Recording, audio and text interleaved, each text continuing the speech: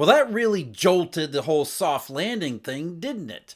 Some pretty alarming statistics about the U.S. labor market during the week, which is going to end up with the August payroll report on Friday.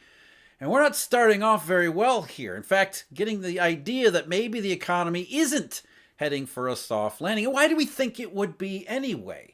I mean, look at Asia. Asia's a complete mess. China's going through all sorts of problems. Currency, dollar funding issues, economic concerns out the wazoo.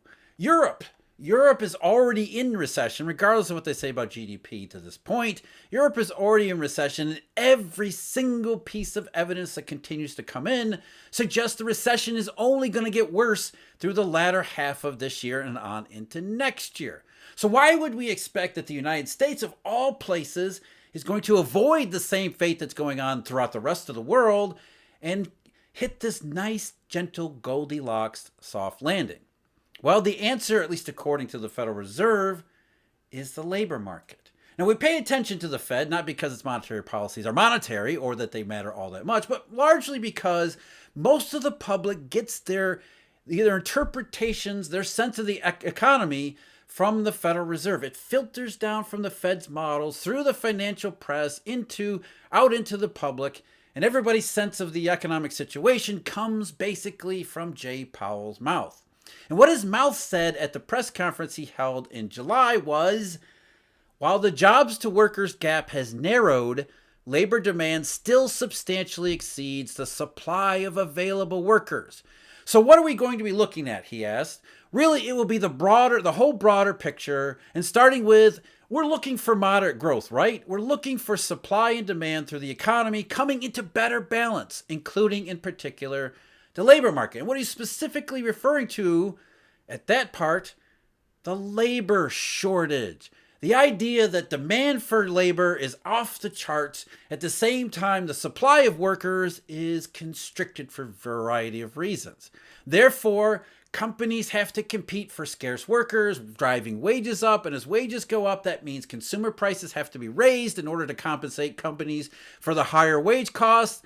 And it's inflation. We lead to the wage price spiral. So long as we're experiencing the labor shortage, the bad news, according to the Fed, is that's inflation risks. The good news, according to a recent paper the Fed is obviously using here, is that it still doesn't preclude a soft landing. We'll talk about that paper at the end. We'll talk about the labor market statistics. But first, I'm Jeff. This is Eurodollar University. Thank you very much for joining me. Eurodollar University, I'm going to be having a webinar on Friday. That's September 1st at 6:30 p.m. Eastern Daylight Time. Apologies for those outside the United States. That was the time that seemed to work best for most people. I encourage you to join. There's a link in the description of this video where you can go and sign up for that webinar. We're going to talk about the background details. Why were there so many bank failures in the 1980s that we don't remember today, but there were bank failures in 2008 that we sure as hell remember? What was the difference, and what can that tell us about not just 2023, but really 2024 and maybe the rest of the 2020s? Again, that's Friday, September 1st, 6:30 p.m. Eastern Daylight Time. Link in the description. I hope to see you there. It isn't just the Phillips curve. That's really what we're talking about. The Phillips curve is a big part of the inflation worldview, for lack of a better term, from economists and central bankers. What they're really afraid of is that the wage price spiral continues to contribute positively to consumer prices, and then it infects inflation expectations, and then expectations become unanchored, and then the Federal Reserve's job is incredibly difficult, if not impossible. So the Fed is trying to raise interest rates to cool off demand so that demand for workers can come down to where they believe supply is. They only believe that we're in a massive labor shortage in large part, because of the BLS numbers on job openings. At Jackson Hole, Jay Powell said this just this past weekend. For example, so far, job openings have declined substantially without increasing unemployment, a highly welcome but historically unusual result that appears to reflect large excess demand for labor. And if you see a historically unusual result, the last thing you should do is say, hey, let's depend upon that. That may be just an anomaly. But there's a particular reason why the Federal Reserve is hopeful they can reduce demand for work and it not lead to a recession. Again, we'll talk about that a little bit later. The current statistics on the labor market, the current statistics on job openings in particular, suggest that maybe we've already missed that point. Maybe the downside is accelerating a little bit faster than economists and Mr. Powell would like. The JOLTS numbers, which came out today, job openings fell to 8.83 million, which is still historically elevated because the job openings number, unlike the Federal Reserve, you should realize the job openings number is complete crap. It's highly misleading, and it hasn't been highly misleading just in the last couple of years. It's been misleading for quite a long time. So the important part here is job openings are declining. Even though they're elevated, they're picking up on a substantial and even maybe quickening pace to the decline in demand for labor. So whatever level of demand there was before we got to the last several months, really this year, it's now dropping off substantially. Even the job openings number picks it up. Job openings were the lowest since March of 2021. So that's another relative measure about the state of potentially labor demand in the U.S. economy. The real number you should pay attention to is not really job openings. I know that's why economists love that number because it tells them about the labor shortage, which suggests that everything seems to be working fine, if not too well. Whereas the other number, hires, the rate of hires in the economy, that looks very, very different. In fact, that looks even worse than the payroll numbers, which have become a little concerning too. Again, we'll get the payroll report on Friday. The job openings, not job openings, the hires number for the month of July, 5.77 million. That's down from 5.94 million in June. That 5.77 million, that's the lowest since January of 2021. So even before we got to the whole supply, the main part of the supply shock, even before the labor market really started to move with the entire economy forced into that supply shock situation. And worse than that, 5.77 million in hires, that's about the same as late 2018, early 2019, when we were talking about a recession back then, despite the fact that was 4 years ago.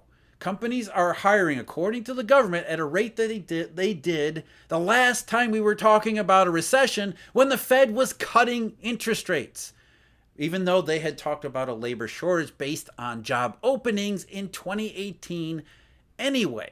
So here we are kind of repeating the cycle. Job openings say labor shortage, hires say not really. Then hires get really weak and we start talking about a recession. The Fed starts cutting rates. You don't understand why the bond market is looking at all this data and saying, yeah, there's still a pivot coming. It's just we don't know exactly when Jay Powell is going to realize it and admit that the soft landing doesn't happen. As we talked about in a recent video, it doesn't happen. The final JOLTS number that we should be aware of, and that's quits. Quits is a measure of confidence among workers that they can quit their job and find another one better, the same or better, relatively easily. The quit number for the month of July was 3.55 million. That's the lowest since February 2021. So another one suggesting the labor market has made its round trip. So however good, however hot, however many jobs were actually being returned to the economy after so many were subtracted and destroyed in 2020, we're getting back to this. Whatever imbalance there was over the last couple of years, we're all the way through it and getting to the other side. But does that mean that we're going to just stop where we were before we entered this period? Or is there more downside to come? That's where markets are telling us more downside to come. That's where producer prices are telling us deflationary pressures. That's where a lot of economic data is pointing toward more weakness ahead of us. Not we're going to gently move into a Goldilocks soft landing because of, believe it or not, according to the Fed, an L-shaped Phillips curve. But before we talk about the L-shaped Phillips curve, there's another factor that we really should consider that the Fed doesn't seem to want to consider, therefore it doesn't necessarily enter the public consciousness. And that's savings. A huge part of the demand versus supply imbalance was the government injecting quote unquote savings that they borrowed from the commercial banking system directly to consumers as well as businesses. All those PPP loans that have turned out to be gifts, well, that was excess savings. And according to a study released by the San Francisco Federal Reserve Branch, do the Fed even read its own work? According to the study just from a little over a week ago, excess savings that Americans have been using throughout the last couple years to continue to spend at elevated rates, that's coming to an end this quarter. Maybe we're seeing that already in some of these economic statistics. Certainly the PMI numbers that we talked about recently too. But to San Francisco, accumulated excess savings in nominal terms totaled around $2.1 trillion by August 2021 when it peaked. Since then, aggregate personal savings have dipped below the pre-pandemic trend, signaling an overall drawdown of pandemic-related excess savings. The drawdown in household savings was initially slow but started to accelerate in 2022. And I've shown you this before with real disposable personal income. It was a huge way up here in 2021, and then 2022 it's been well below trend. We're working through excess savings. Back to San Francisco. Our updated estimate for cumulative drawdowns, which reached more than $1.9 trillion as of June 2023, this implies that there is less than $190 billion left of excess savings remaining in the aggregate economy. Should the recent pace of drawdowns persist, for example, at average rates from the past 3, 6, or 12 months, aggregate excess savings would likely be depleted in the third quarter of 2023. Not only are we going to deplete our excess savings, we've also got for millions of Americans that are going to have to start paying student loans back. So there is a possible consumer cliff waiting for us at some point, maybe now, maybe next month, maybe the month after. But the economic outlook is substantial downside risks that we're already picking up in labor numbers, as well as the consistency across markets. Where are markets today? Where are interest rates today? Basically where they were a year ago, looking for this potential outcome. Consistency in that outlook. But the Fed says no. We're pretty optimistic because we were really wrong about consumer prices, and we were really wrong about the Phillips curve before 2020. If you remember back to 2018 and 2019, we heard all about a labor shortage back then, but we never got the consumer prices. We never got the inflation that they continued to project. And the reason many economists came up with was something they called a flat Phillips curve. And remember what the Phillips curve is. The Phillips curve posits a relationship between low levels of unemployment and high levels of wage increases, or high levels of unemployment and low levels of wage increases, which makes intuitive sense, right? If businesses have to compete for scarce workers, they're going to have to compete by raising their wage prices.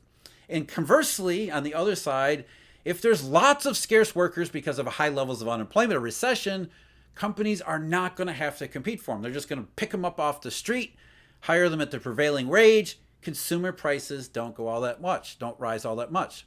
So the Phillips curve suggests that essentially you have this sort of small, flat linear relationship, and then eventually it rises to the point where when the unemployment rate is low, consumer prices, wage rates go up fast, and consumer prices go up essentially around the same pace.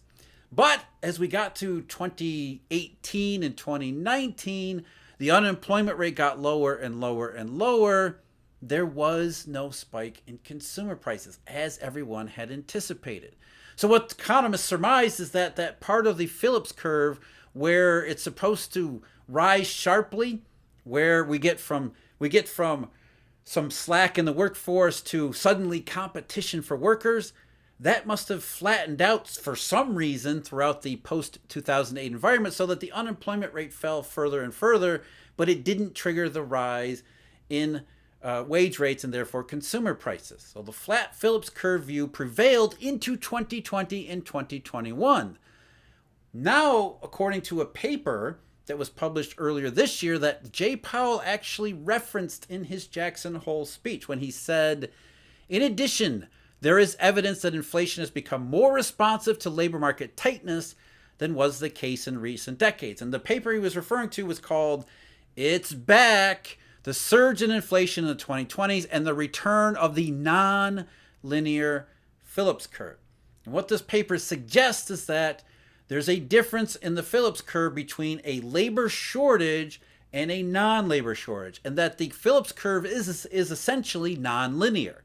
So it was flat in the 2000s up until supposedly the labor shortage in 2021, and then rather than rise gently, which would be over here, the Phillips curve remaining flat, and then all of a sudden it's non-linear. You get to a certain point that triggers a labor shortage, and that leads to this immense competition where consumer prices and wage rates remain flat, and then all of a sudden they just jerk upward.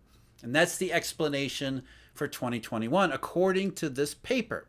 And so if that's the case, if you believe that's the case, then reversing that situation, it wouldn't take that much of an increase of unemployment to go back in the other direction for wage rates to simply fall down back, because you're going down the steep part of the curve, which is now nonlinear, back down to normal.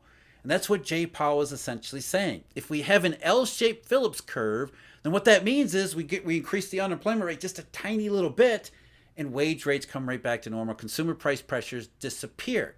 Soft landing. So the question is there anything to this nonlinear L-shaped Phillips curve? And the answer is, I don't think so. Why would there be? First of all, as I mentioned, 2018 and 2019. And wouldn't you know it, in this paper that Powell referenced, they just gloss over 2018 and 2019. They say there was a labor shortage based on essentially job openings to unemployed, a ratio between job openings to unemployed. There was a labor shortage in the 60s, and that's where we got the great inflation, according to their view. There was a labor shortage in 2021, but what about that labor shortage they show in 2018 and 2019? Instead, they gloss over it.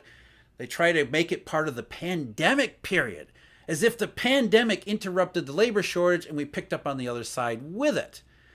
No, that's not the case at all. But as you can see on their own graphs, they're ignoring how this didn't work in 2018 and 2019.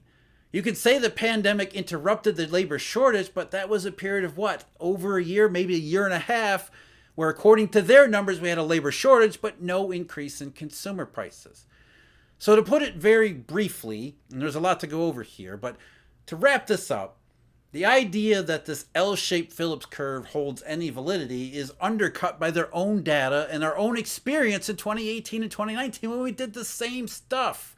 Instead, we're looking at an economy that is maybe quickly decelerating in the labor market because they're right about that much, not in terms of inflation, but economic processes are nonlinear. Everything seems to be fine, and then all of a sudden it's not fine.